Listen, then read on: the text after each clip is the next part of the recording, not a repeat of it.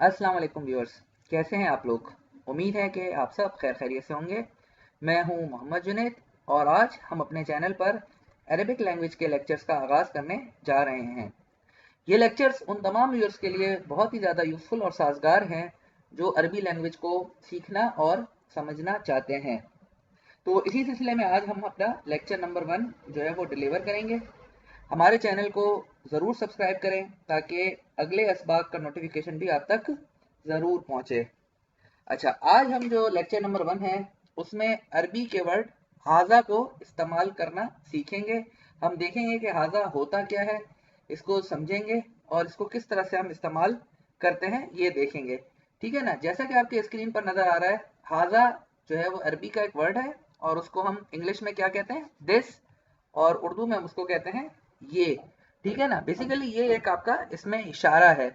कभी भी हम किसी चीज़ को करीब में जो आपके नज़र आ रही हो, आपको विजिबल हो, उसको जब हम इशारा करते हैं या उसकी तरफ इशारा करते हैं तो उसके लिए वर्ड हम इस्तेमाल करते हैं ये।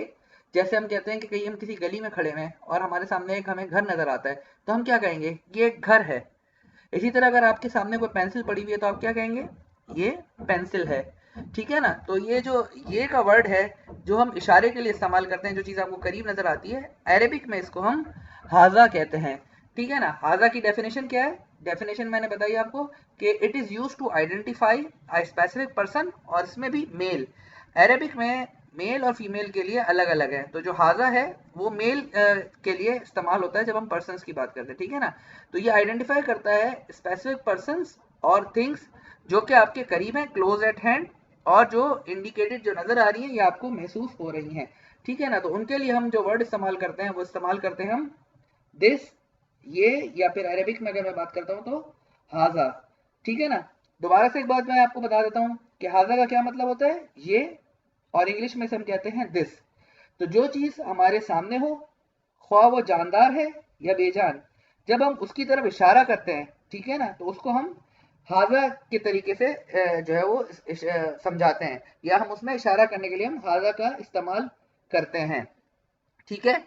उम्मीद है कि आपको हाजा के मतलब समझ आ गए होंगे कि हाजा इस्तेमाल कब और कैसे करना है, और उसकी एनालॉगी में जो इंग्लिश और उर्दू के वर्ड हैं वो भी आपको समझ आ गए होंगे। तो चलिए हम अब इसके हाजा के इस्तेमाल को जो है वो समझने के लिए आगे मुख्तलिफ एग्जाम्पल्स देखते हैं।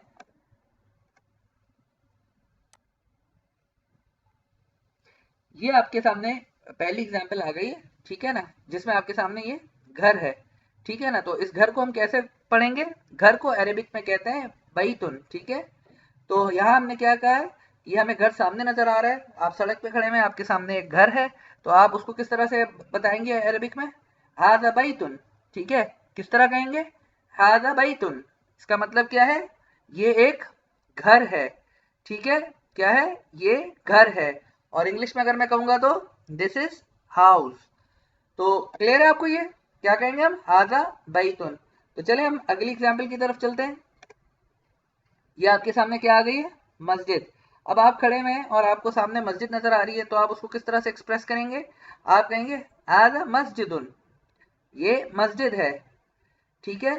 दिस इज मॉस्क, तो आप कैसे बताएंगे, आजा मस्जिदुन। आगे दूसरी एग्जाम्पल देखते हैं। ठीक है। ये आप देखें आपके सामने अब क्या आ गया, दरवाजा आ गया। दरवाजे को अरबिक में क्या कहते हैं हम, बाबुन।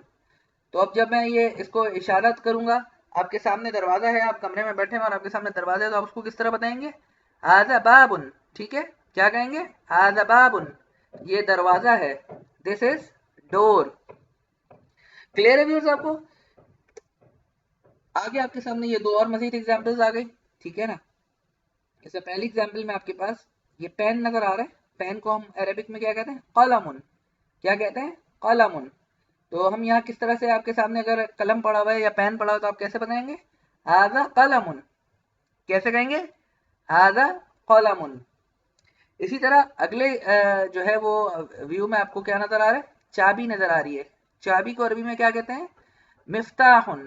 क्या कहते हैं, मिफ्ताहुन। तो जब हम आपके सामने चाबी पड़ी हुई होगी तो आप उसको किस तरह से बताएंगे, आदा मिफ्ताहुन, ये चाबी है, दिस इज की। तो ये आपको क्लियर है व्यूअर्स।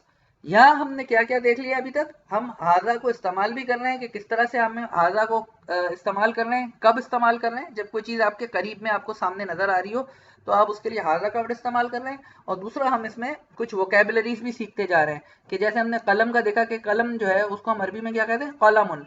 चाबी को हम क्या कह रहे हैं अरबी में, मिफ्ताहुन।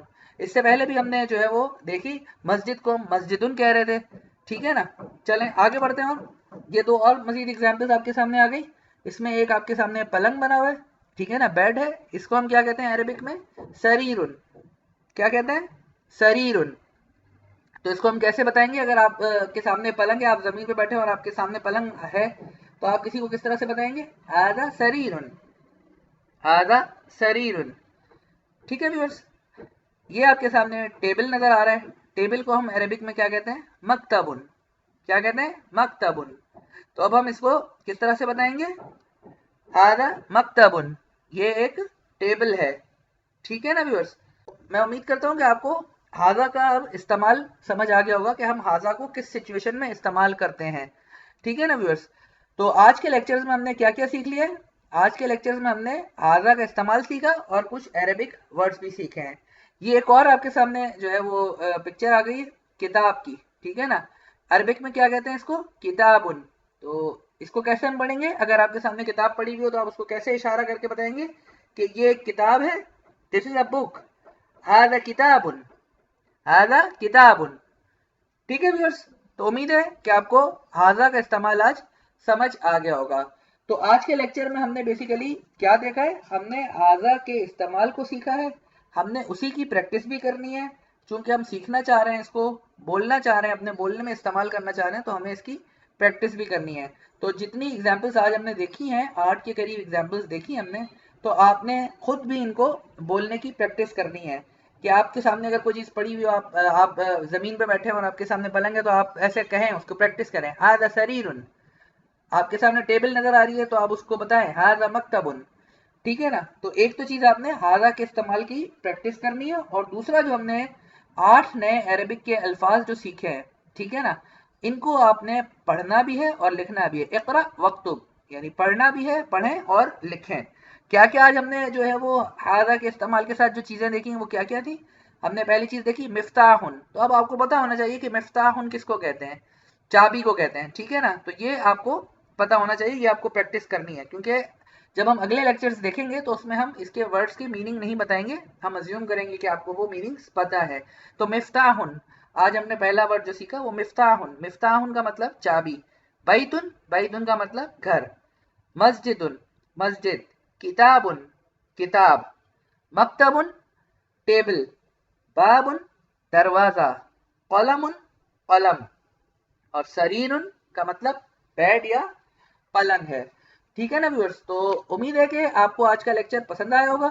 अगर आपको आज का लेक्चर पसंद आया तो हमें कमेंट्स में ज़रूर बताइए, और हमारे चैनल को सब्सक्राइब भी ज़रूर कीजिए, ताकि जो अगले लेक्चर्स हैं अरेबिक लैंग्वेज के वो भी आपके पास रेगुलरली आते रहें। ठीक है ना व्यूअर्स। तो चले, अपना बहुत ख्याल रखिएगा। अस्सलाम वालेकुम।